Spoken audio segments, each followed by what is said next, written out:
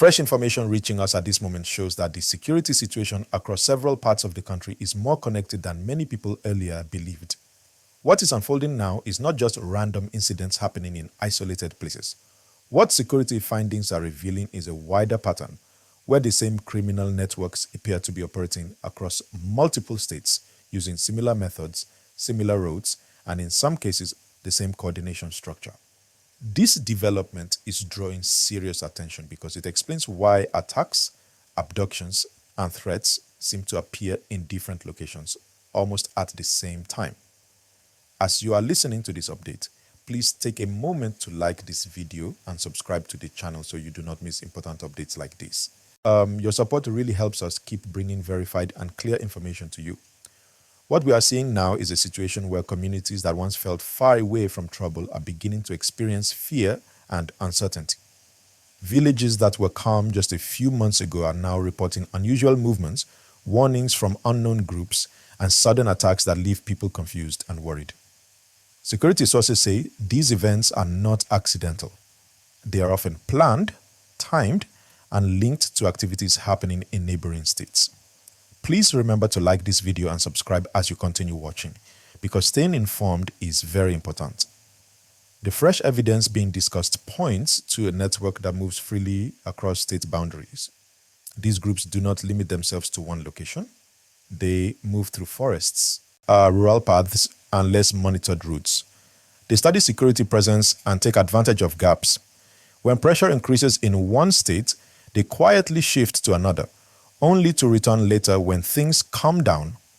This movement makes it difficult for local communities to feel safe because the threat feels unpredictable. Many residents in affected areas say the fear is not just about direct attacks, but about the silence that comes before them. Roads become empty earlier than usual. Markets close sooner. Farmers hesitate before going to their fields. Parents worry about sending their children far from home. These daily changes show how deeply insecurity affects ordinary life. Please like this video and subscribe to the channel if you are following this story closely. Another major concern being raised by analysts is how these networks get support.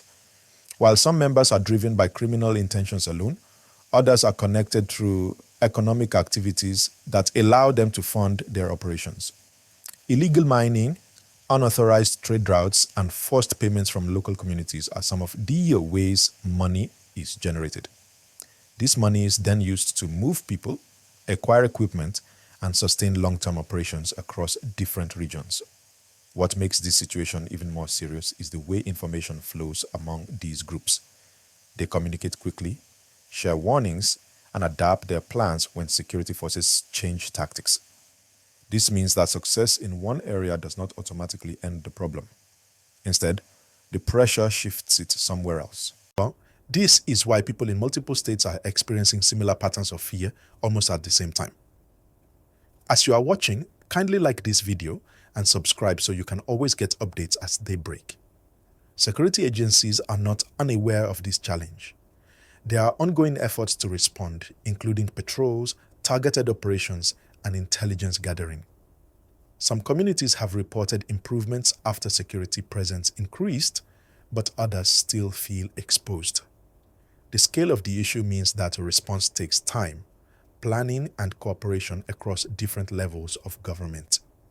People living in affected areas are also being encouraged to remain calm, avoid spreading unverified information, and cooperate with lawful authorities.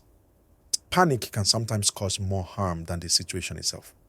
However, residents also want clear communication and reassurance that their safety is a priority. Please remember to like this video and subscribe if you appreciate clear and calm reporting like this. Another important angle to this story is how displacement is affecting families. When people feel unsafe, they move. Some go to nearby towns, others travel long distances to stay with relatives. This movement puts pressure on communities that receive them. Schools become crowded, jobs become harder to find, and resources stretch thin. Over time, this can create new social challenges that go beyond security alone. Local leaders have been calling for stronger coordination between states. The reason is simple. If these networks operate across borders, then responses must also be connected. Isolated action can only do so much. Shared intelligence and joint planning and consistent follow-up are key if long-term stability is to be achieved. As always, please like this video and subscribe to stay updated on developments like these. There is also a growing conversation about prevention. Many experts believe that security action alone will not fully solve the problem. They argue that addressing unemployment, improving education, and strengthening local institutions can reduce the conditions that allow criminal networks to grow. When young people have opportunities and communities feel supported, the appeal of criminal activity reduces over time. At the same time, people want immediate safety. They want to travel freely, trade without fear, and live without constant worry. Ladder balancing long-term solutions with urgent protection is one of the biggest challenges facing decision makers right now. Please take a second to like this video and subscribe if you want us to keep breaking these issues down in a simple and professional way. As this situation continues to develop, one thing is clear. The evidence linking activities across multiple states has changed how the problem is understood. It is no longer seen as isolated trouble spots, but as a connected challenge that requires a connected response. Communities, authorities, and partners all have roles to play in restoring confidence and safety. We will continue to follow this story closely and bring you updates as they come. If you have been affected directly or indirectly by these developments, your awareness and calm response are very important. Please like this video and subscribe to the channel if you want to stay informed. As we continue this update, more details are coming together and they help explain why many people feel that the situation is changing faster than expected. What stands out clearly is how coordinated these activities appear to be. When one area experiences tension, another area often reports similar signs within days. This pattern has made security watchers conclude that these groups are not acting alone or randomly, but are responding to shared plans and instructions. Please take a moment to like this video and subscribe to the channel so you can keep getting clear updates like these without missing anything. People in affected communities are saying that life has changed in small but serious ways. Evening movements have reduced. Public gatherings are smaller.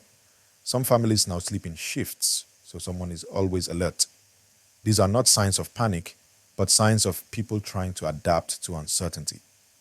It shows how deeply this issue touches daily life, even when no direct incident happens on a particular day.